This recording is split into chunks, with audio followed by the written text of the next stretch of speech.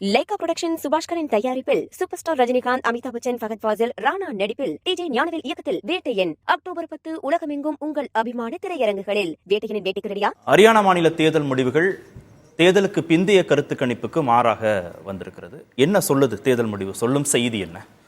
இல்லை, ஹரியானா முடிவுகள் உண்மையிலேயே ஆச்சரியமாக தான் இருக்குது. ஏன்னா எல்லா எக்ஸிட் போல்ஸுமே வந்து ஆட்சி மாற்றம் உறுதின்னு தான் சொன்னாங்க. 10 ஆண்டுகள் ஆட்சி, 55லேருந்து 62 சீட் வரைக்கும், அது 90 சீட்டு டோட்டலி. மினிமம் ஒரு 46 to 48 காங்கிரஸ் வரும்னு ப்ரெடிக்ட் பண்ணாங்க எல்லா ஒப்பீனியன் போல்ஸுமே. எனக்கு தெரிஞ்ச ஒரு எக்ஸிட் போல் கூட பிஜேபி ஆட்சியை தக்க வைக்கும் என்று சொல்லவில்லை. அப்படி இருக்கும்பொழுது வந்து அது தலைகீழாக போனது ஆச்சரியமாக இருக்குது. இப்போ சாதாரணமாக எக்ஸிட் போல்ஸில் வந்து நம்பர்ஸ் குறையலாம். இப்போ பார்லிமெண்ட் எலெக்ஷனுக்கு முன்னால் வந்த எக்ஸிட் போல்ஸில் வந்து 300-350 வரைக்கும் போச்சு. பட் ஸ்டில் வந்து பிஜேபி பவரை ரீட்டைன் பண்ண முடிஞ்சது. அந்த முடிவில் மாற்றம் வராது. இது தலைகீழாக போயிருக்குது, தெரியல அது என்னன்னு தான் பார்க்கணும். நம்ம 3 விஷயங்கள் ரொம்ப முக்கியமான ஒன்று வந்து வேளாண் சட்டங்களால் பாதிக்கப்பட்ட மாநிலம் அது ஹரியானா, பஞ்சாப், வெஸ்டர்ன் யூபி அதிகமாக எதிர்த்தாங்க, அது ஒன்று. 2வது அக்னிவீர் ஸ்கீம், 3வது மல்யுத்த வீரர் வீராங்கனைகள் பிரச்சனை. இது 3 ஜவான் ஜெய் கிசான் ஜெய் பைல்வான் காங்கிரஸோட. ஆமாம், அப்படி இருக்கும்பொழுது ஏன் அவங்க எப்படி கோட்டை விட்டாங்கன்னு நமக்கு தெரியல. இன்னும் சொல்லப்போனால் பிஜேபி இன்ட்ரெஸ்டிங்லி மோடியை முன்னிறுத்தலை. ஆனால் ஒரு செய்தி, காங்கிரஸ் அந்த தேர்தல் முடிவை ஏற்றுக்கல.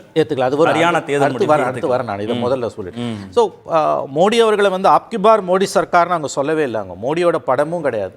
10 படங்களில் வந்து வீர் சாவர்கர்லேருந்து ஹெக்டேவார்லேருந்து நட்டாலேருந்து அதில் ஒன்றா தான் மோடியை வச்சாங்களே வழியா மோடியை முன்னிறுத்தவும் இல்லை, மோடியோட பெயரையும் அவங்க சொல்லலை. ஒருவேளை தோல்வினா டபுள் இன்ஜின் சர்க்கார்னு கூட சொல்லலை. பின்னடைவுக்கு பொறுப்பேற்க வேண்டியது மோடியா போயிடுமோ? அது எப்படி போச்சுன்னா, வட இந்திய ஊடகங்களில் குறிப்பாக சேகர் குப்தா ஒரு பிஸ்னஸ் ஸ்டாண்டர்டில் எழுதின ஆர்டிக்கலில், சனிக்கிழமை 4 நாளைக்கு முன்னால் வந்த ஆர்டிக்கலில், ரைட்டிங் இஸ் ஆன் ஹரியானா வால் அப்படின்னு சொல்லிட்டு, பிஜேபியோட இப்போ மிகப்பெரிய பிரச்சனை வந்து தேர்தல் தோல்வி அல்ல, அது அவங்க மனசளவில் தயாராகிட்டாங்க.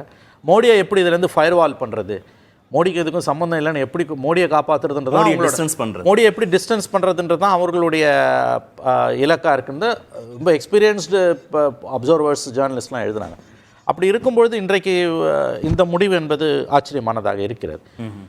2வது, இப்போ நீங்கள் கேட்டது காங்கிரஸ் பார்ட்டி இந்த ரிசல்ட்ஸை ஒத்துக்கொள்ளவில்லை என்பது எனக்கு ரொம்ப ஆச்சரியமாகவும் அதிர்ச்சியாகவும் இருக்குது. நீங்கள் வந்து ஜம்மு காஷ்மீரில் ஒத்துக்கிறீங்க, ஹரியானாவில் ஒப்புக்கொள்ளவில்லை என்பது உங்கள்கிட்ட கான்க்ரீட்டாக எவிடன்ஸ் இருக்கணும். நீங்கள் வந்து போகிற போக்கில் இவிஎம்ஸ் மேலே குறை சொல்லிட்டு நீங்கள் போயிட முடியாது. ஒப்புக்கொள்ளவில்லை என்றால் நீங்கள் வந்து எப்படி வந்து அதை வந்து அணுக போகிறீங்க? இந்த ரிசல்ட்ஸுக்கு எதிராக சுப்ரீம் கோர்ட்டுக்கு போகிறீங்களா? என்ன செய்ய போகிறீங்க? இது என்ன மெசேஜை கீழே கொடுக்கும்? தோல்வியை ஒப்புக்கொள்ளக்கூடிய அந்த பெருந்தன்மை ஹரியானா விஷயத்தில் காங்கிரஸ் பார்ட்டிக்கு ஏன் இல்லைன்றது ஆச்சரியமாக இருக்குது. ஒரே நேரத்தில் 2 எலெக்ஷன் நடக்குது, ஜம்மு காஷ்மீர்லேயும் நடக்குது, ஹரியானாலையும் நடக்குது. ஒன்றில் ஆட்சி அமைக்க போகிறீங்க, ஒன்றில் இழந்திருக்கீங்க. ஒன்றை ஏற்றுப்பேன், ஒன்றை ஏற்றுக்க மாட்டேன்னு சொன்னீங்கன்னா அது எந்த விதத்தில் நியாயம் அது?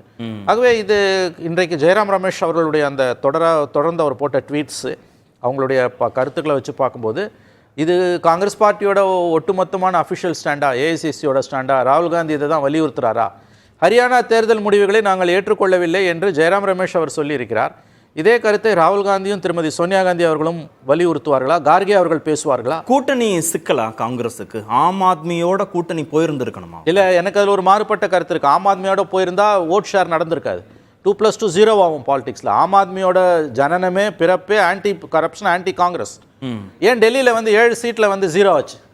4:3, 4 சீட் ஆம் ஆத்மி, 3 காங்கிரஸ் போட்டி போட்டு 20 தொகுதிகளில் தேர்தல் முடிவை மாற்றி அதை தான் நான் சொல்கிறேன். அந்த ஓட்டு ஆம் ஆத்மிக்கு போன இல்லை, அந்த ஓட்டு வந்து காங்கிரஸ்க்கு வந்திருக்கும். நீங்கள் எப்படி சொல்கிறீங்க? அதை தான் நான் சொல்கிறேன். 2+2 0 ஆகும். இந்தியா கூட்டணியாக அந்த அரித்மெட்டிக்ல வந்திருந்திருக்குமா? இல்ல, ஆம் ஆத்மியோட ஓட் ஷேரால காங்கிரஸ் தோற்றது என்பதை என்னால ஒப்புக்கொள்ள முடியல. அந்த ஓட்டு டிரான்ஸ்ஃபர் ஆகாத ஓட்டு அவ்வளவு சீக்கிரம். ஏன்னா இவங்களோட ஆன்டி கரப்ஷன் இதில் தான் நீங்கள் உள்ளே வரீங்க. நீங்கள் ஏன் பஞ்சாப்ல போய் நின்று நீங்கள் ஜெயிச்சிருப்பீங்களா?